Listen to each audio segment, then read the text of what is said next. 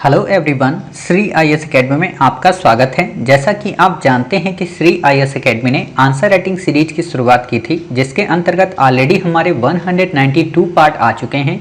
आज ये हमारा 193 पार्ट है। अपने इस पार्ट में हम देखेंगे कि आपके द्वारा हमारे टेलीग्राम चैनल पर किस प्रकार का प्रश्न भेजा गया, उसे आपने किस तरीके से लिखा और वास्तव में आपको उसे कैसे लिखना चाहिए था। तो चलिए शुरू करते हैं। जैसा कि आप देख रहे हैं, ये प्रश्न आपके द्वारा हमारे टेलीग्राम चैनल पर भेजा गया है। तो सबसे पहले हम आपके इस प्रश्न को पढ़ेंगे, फिर आपके उत्तर को पढ़ेंगे और देखेंगे कि वास्तव में आपने अपने इस प्रश्न के उत्तर को कैसे लिखा है और आपको किस तरीके से इस प्रश्न को लिखने की आवश्यकता है। तो आपका प्रश्न काफ़ी सिंपल है। आपने लिखा प्रश्न है, महात्मा गांधी की 7 पापों की संकल्पना की विवेचना कीजिए। काफ़ी अच्छा प्रश्न है, 150 शब्दों में यूपीएससी में आया हुआ है इथिक्स के पेपर में। तो देखते हैं आपने क्या उत्तर लिखा है। आपने उत्तर लिखा है, महात्मा गांधी जी सत्य व अहिंसा का भाव जो समाज में नैतिकता के भाव को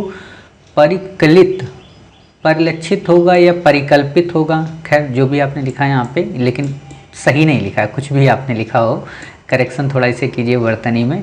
परिकल्पित है, महात्मा गांधी समाज में नैतिकता के लिए 7 पापों की संकल्पना किए हैं। गांधी वर्ड्स थोड़ा सही लिखिए। देखिए वर्तनियाँ आप सुधारा करिए, ठीक है। वर्तनियों पे अगर हम ध्यान देंगे तो आपको भी अच्छा नहीं लगेगा। वर्तनियाँ आप देख लिया करिए। 7 पाप कौन कौन से हैं? बिना परिश्रम का धन, विवेक बिना का सुख, विवेक बिना सुख, ये हो सकता है। मानवता का रहित विज्ञान, चरित्र के बिना ज्ञान, सिद्धांत के बिना राजनीतिक, नैतिकता के बिना व्यापार, त्याग के बिना धर्म। आपने लिखा है, इन सारे विचार को मानते थे कि मनुष्य का स्वभाव रहित समाज को खत्म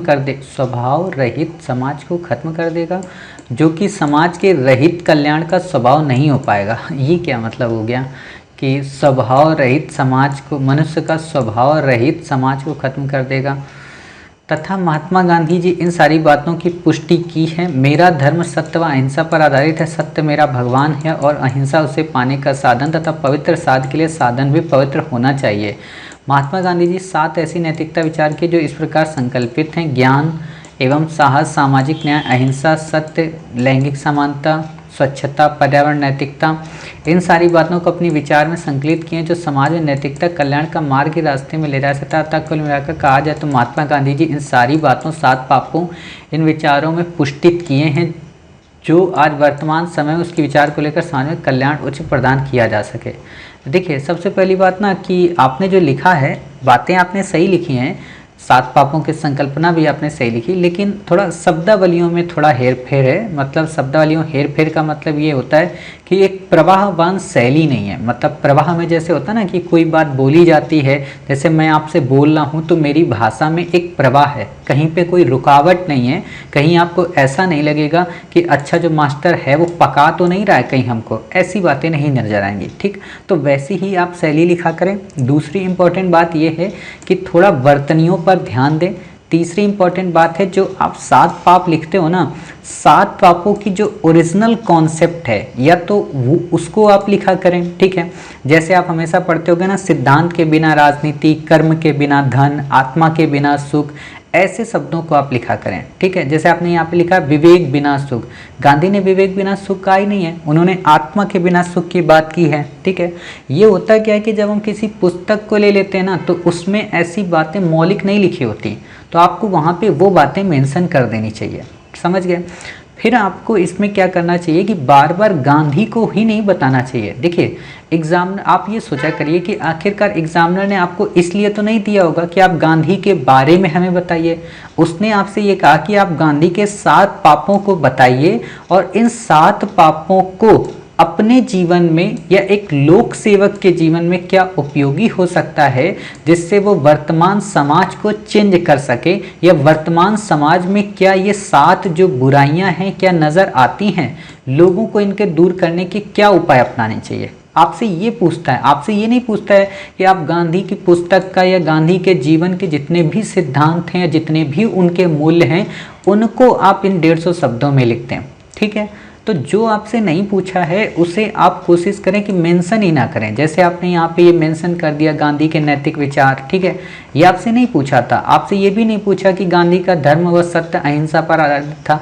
यहाँ प्रश्न गांधी पर नहीं है, होता क्या ना, बच्चे जब इथिक्स के पेपर को देखते हैं तो वो कांट की नैतिकता को देखते हैं, वो गीता की मीमांसा को देखते हैं, तो उनको ये लगता है कि वास्तव में प्रश्न गीता की कर्म मीमांसा पर आधारित है, जबकि वास्तव में वो प्रश्न गीता की कर्म मीमांसा का एक आधार होता है और आपसे पूछता है कि आप अपने व्यक्तिगत जीवन में गीता की कर्म मीमांसा से क्या सीखते हैं, और सोसाइटी में या जब आप एक IAS ऑफिसर बन जाएंगे तो कैसे उस कर्म मीमांसा का उपयोग करते हुए समाज को पुष्पित या पल्लवित करेंगे।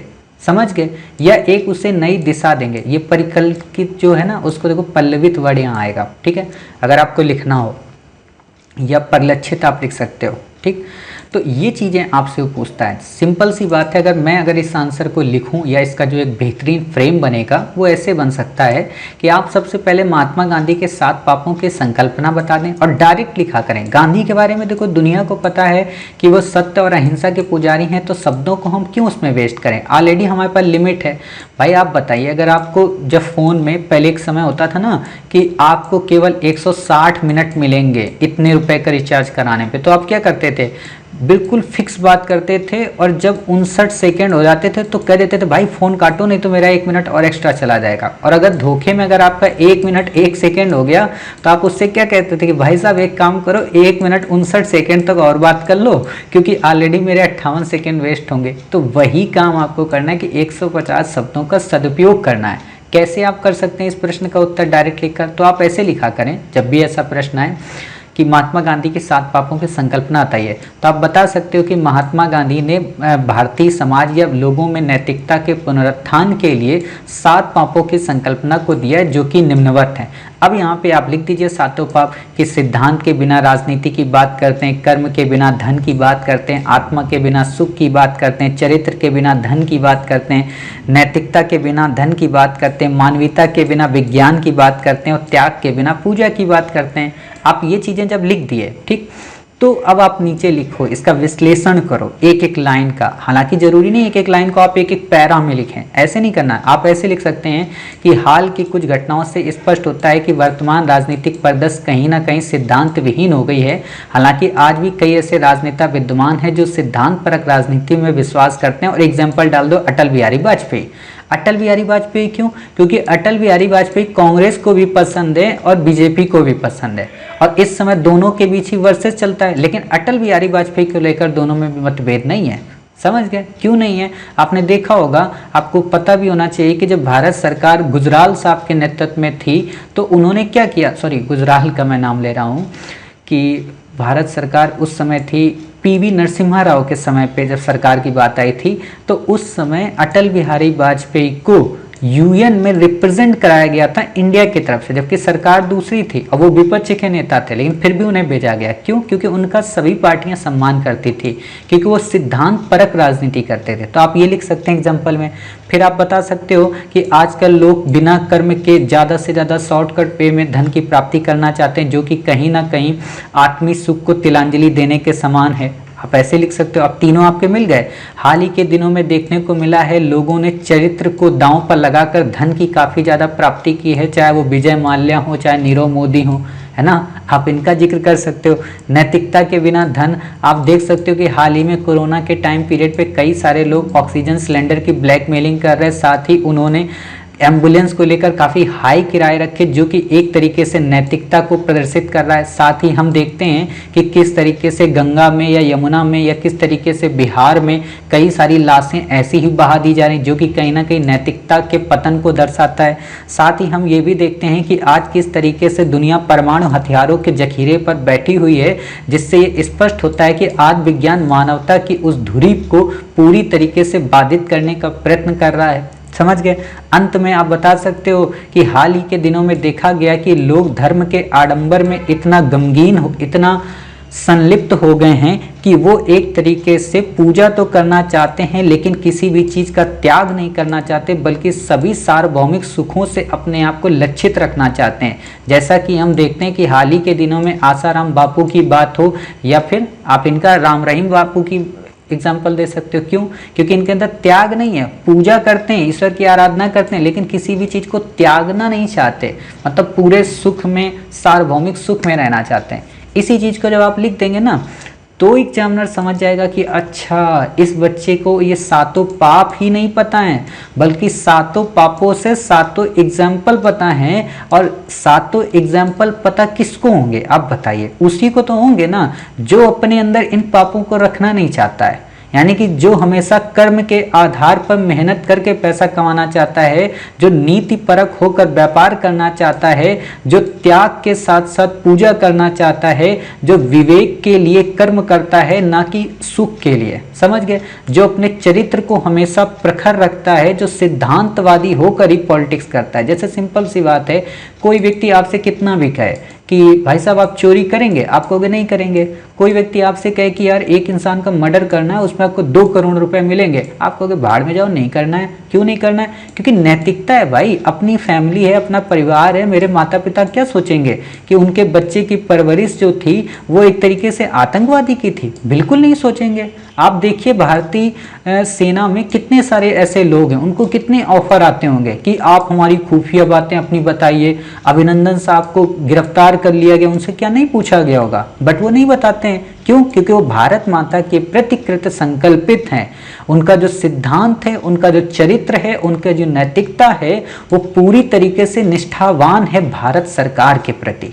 भारत सरकार का मतलब मोदी सरकार मत लगाना, भारत सरकार का मतलब ये है कि हम भारत के लोग, ठीक है? तो ये बातें आती हैं। कुछ लोग ऐसे हैं कि जो भारत की एकता और अखंडता को अक्षुण्ण रखने के लिए जीवन के अंतिम समय तक मृत्यु का वर्ण करते हैं, मतलब वो अपने कदमों को डगमगाते ही नहीं है। तो आप वो चीज़ बनिए। जैसे आपने अटल बिहारी वाजपेयी साहब का भाषण सुना होगा कि पार्टियां आएंगी जाएंगी, सरकारें आएंगी जाएंगी, लेकिन ये देश रहना चाहिए। मतलब इसी से तो फेमस हुए थे, यानी कि उनके जीवन में सिद्धांत था। आप सचिन तेंदुलकर को देखिए, सचिन तेंदुलकर को क्या है कि सचिन तेंदुलकर नीति नियम और सिद्धांतों से बंधे हैं। दुनिया का कोई भी बॉलर हो, कोई भी प्लेयर हो, हर एक प्लेयर पे छीटाकशी कर सकता है, लेकिन सचिन तेंदुलकर पे कोई छीटाकशी नहीं करता है। सचिन तेंदुलकर आज तक कभी भी किसी विवाद में नहीं आए, किसी फिक्सिंग में नहीं आए। महेंद्र सिंह धोनी को देख लीजिए, एटीट्यूड ही अलग है। विराट कोहली को देख लीजिए, एटीट्यूड ही अलग है। ऑस्ट्रेलिया के किसी प्लेयर को देख लीजिए, हमेशा किसी ना किसी घेरे में आ जाते हैं, हमेशा किसी ना किसी चरित्र के पतन में नजर आ जाते हैं। आप देखिएगा खासतौर पर मीटू मूवमेंट क्या थी? एक तरीके की चरित्र का पतन ही तो थी कि मीटू मूवमेंट में लोगों ने अपने चरित्र को शो कर दिया कि वास्तव में अगर वो किसी महिला को प्रमोट करते हैं अभिनेत्री के रूप में, तो वास्तव में उसके साथ कुछ गलत करते हैं। समझ गए? यानी कि उस महिला को कीमत चुकानी पड़ती है, यानी कि उस पर्सन के अंदर मानवता या नैतिकता थी ही नहीं। यहाँ पे एक मैं छोटा सा कॉन्सेप्ट आपको बताऊंगा, हालांकि जब हिस्ट्री पढ़ाएंगे तो वहाँ मैं बताऊंगा आपको कि ये एक बार की घटना है कि जैसा कि आप लोग IAS ऑफिसर जब बनेंगे तो आप किसके सामने जाते हैं? प्रेसिडेंट ऑफ इंडिया के सामने जानते हैं, यानी कि राष्ट्रपति के सामने आप स्पीच देते हैं। राष्ट्रपति आपको डिनर पे बुलाते हैं, आप सब लोग वहाँ पे सर्व करते हैं, खाना खाते हैं। तो वैसा ही उस समय ICS ऑफिसर होते थे, ठीक है, यानी कि इंडियन सिविल सर्वेंट। तो वो लोग क्या करते थे, उनको उस समय ब्रिटेन के प्राइम मिनिस्टर विंस्टन चर्चिल ने अपने यहाँ बुलाया भोज पे, ठीक है, लंदन स्ट्रीट में वहाँ पे बुलाया। और जब सब उस पैलेस में वो गए, सभी लोग बैठे थे, तो विंस्टन चर्चिल ने उन सभी IAS ऑफिसर से जानते हो क्या बात कही थी? एक बात कही थी कि तुम सभी लोग इंडिया में जा रहे हो। वो बोले बिल्कुल सर, इंडिया में जाना, इंडिया में वर्क करना, सब कुछ करना, लेकिन 2 इंसान से कभी ना मिलना। वो बोले कौन दो इंसान? बोले एक महात्मा गांधी और दूसरे सरदार वल्लभ भाई पटेल। वो बोले ऐसा उनके अंदर क्या है जो हम उनसे इतना डरें? हैं तो वो भी 2 इंडियंस ही, और वो भी एक दुबला पतला है, दूसरे को इतनी अकल ही नहीं है, यानी कि अपनी इतनी बड़ी बैरिस्ट्री की पढ़ाई छोड़कर वो पॉलिटिक्स कर रहा है, यानी कि एक तरीके से मूर्ख है पटेल। ये कह रहे थे वो ICS ऑफिसर। क्यों? क्योंकि ICS ऑफिसर उस समय अपने आप को समझते थे दुनिया के सबसे टैलेंटेड पर्सन है। जैसे आज भी आपने देखा होगा कई सारे IAS ऑफिसर क्या समझते हैं कि नॉलेज उनको सबसे ज़्यादा है, उनसे ज़्यादा नॉलेज दुनिया में किसी को नहीं है। तो यही चीज़ वहाँ पे उनको भी लगी, तो उन्होंने बोला, विंस्टन चर्चिल ने, देखिए आप लोगों को नहीं पता है कि महात्मा गांधी और सरदार वल्लभ भाई पटेल की पर्सनैलिटी क्या है। अगर आप उनके सामने गए तो वो दोनों पर्सन आपके सामने एक ब्लैंक पेपर फेंकेंगे आपके मुंह पर और आपसे कहेंगे इस पे साइन करो, और आप साइन कर दोगे। वो बोले ऐसा क्यों? वो बोले कि उनकी जो पर्सनैलिटी है ना, उनका जो नीति नियम सिद्धांत है, वो अपनी सब कुछ डगमगा सकते हैं लेकिन अपने नीति नियम सिद्धांत से परे नहीं जा सकते। इसीलिए उनकी एक पर्सनैलिटी बन गई और उनकी उस पर्सनैलिटी में एक अट्रैक्शन है और उसी अट्रैक्शन से लोग प्रभावित हो जाते हैं। आपने देखा होगा आखिरकार गांधी में क्या था, कुछ भी तो नहीं था, लेकिन नीति थी, नियम थे, सिद्धांत थे। जो वो बोल देते थे वही वो करते थे और जो नहीं बोलते थे वो नहीं करते थे। आपने कई बार कहानियां सुनी होंगी, गांधी जी के पास लोग जाते थे कि गांधी जी हमारा बच्चा काफी ज्यादा गुड़ खाता है, तो एक दिन उन्होंने कहा ठीक है 7 दिन बाद आना। क्यों? क्योंकि वो चाहते थे पहले मैं तो गुड़ खाना छोड़ दूं तभी तो मैं किसी को ज्ञान दूं। यानी कि नीति नियम सिद्धांतों में प्रमुख थे। उनको पता था कि चौरी चौरा कांड होगा, इसीलिए तो वापस ले लिया आंदोलन। यानी कि नीतियां उनकी परिपक्व थी। उन्होंने क्या बोला जब एक बार कोर्ट में गए कि साहब मैं तो सत्य के मार्ग पर जा रहा था, सामने आपके ये लोग मिल गए, उन्होंने बाधा पहुंचाई, अतः मैंने कोई कानून नहीं तोड़ा, आपका कानून ही गलत था। यानी कि सत्य के लिए, नीति नियम सिद्धांतों के लिए वो सब कुछ दांव पे लगाने को तैयार थे और यही सरदार वल्लभ भाई पटेल में था। सरदार वल्लभ भाई पटेल ने जोधपुर के नवाब को किस तरीके से मनाया? अपनी पर्सनालिटी से ही तो मनाया, पर्सनालिटी से ही तो डराया। हैदराबाद का निज़ाम क्यों डरा उनसे? इसी चीज को लेकर डरा। जूनागढ़ की रियासत क्यों वहां का नवाब भागकर पाकिस्तान चला गया? इसीलिए चला गया। यहाँ तक कि जम्मू कश्मीर में राजा हरी सिंह को क्यों एक तरीके से कहा गया कि ठीक है कोई बात नहीं आप मत मानिए। यहाँ तक कि वो तो एक बार बंदूक निकाल कर ले आए थे, खासतौर पर लॉर्ड माउंटबेटन के सामने या मेनन के सामने। तो वही बात है, पर्सनैलिटी थी सरदार वल्लभ भाई पटेल की। वही व्यक्तित्व तो आपका अगर बनता है तो लोग आपके प्रति अट्रैक्ट होते हैं। और वही आपसे क्वेश्चन पूछा है, आपको ऐसे बताना है। एग्जाम्पल आज के माहौल से आप जोड़ दीजिए, कोविड-19 के पेंडेमिक से जोड़ दीजिए, सरकार की राजनीति के सिद्धांत से जोड़ दीजिए कि वर्तमान में आज सरकारें क्या करती हैं, अपनी पॉलिटिकल वेलफेयर के लिए कंट्री वेलफेयर को तिलांजलि दे देती हैं। आज किस तरीके से सरकार में एमपी एमएलए आज इस दल में शामिल होते हैं तो कल दूसरे दल में चले जाते हैं। आज किस तरीके से बाहुबल और धन बल का प्रकोप बढ़ता जा रहा है, बल्कि नीति नियम सिद्धांत और रिस्पॉन्सिबिलिटी की अभाव नजर आता है। किस तरीके से आज लोग मिलावट कर रहे हैं, किस तरीके से भ्रष्टाचार को प्रमोट कर रहे हैं, किस तरीके से लोगों में चरित्र का पतन हो गया है। आज वो पैसे के लिए कुछ भी कर सकते हैं। समझ गए? यहाँ पे ये बातें आपको बतानी है। समझ गए? ये बातें तो आपसे बहाना होता है। देखिए यूपीएससी बहुत चालाक है, मतलब एक ही प्रश्न पूछ के ना वो आपके अंदर का सब कुछ देख लेती है। और इसीलिए आपको लवासना में ट्रेनिंग नहीं कराई जाती, वहां पे तो बस आपको रेस्ट दिया जाता है कि ठीक है बच्चों ये काम कर लो। क्यों? क्योंकि ऑलरेडी आप अपनी तैयारी में इतना तैयार हो चुके होते हैं 2 साल 3 साल की प्रिपरेशन में, आंसर राइटिंग में, कि आपका व्यक्तित्व तो उसी में चेक कर लेते हैं। इसीलिए ट्रेनिंग में ज़्यादा ट्रेनिंग नहीं होती। आप किसी भी IAS ऑफिसर से मिलना, वो बताएगा लवासना में इतनी ट्रेनिंग नहीं होती है। और जिनको लगता है कि बहुत होती है तो सिंपल सी बात है, उन्होंने तैयारी के दौरान उतनी मेहनत नहीं की होती है।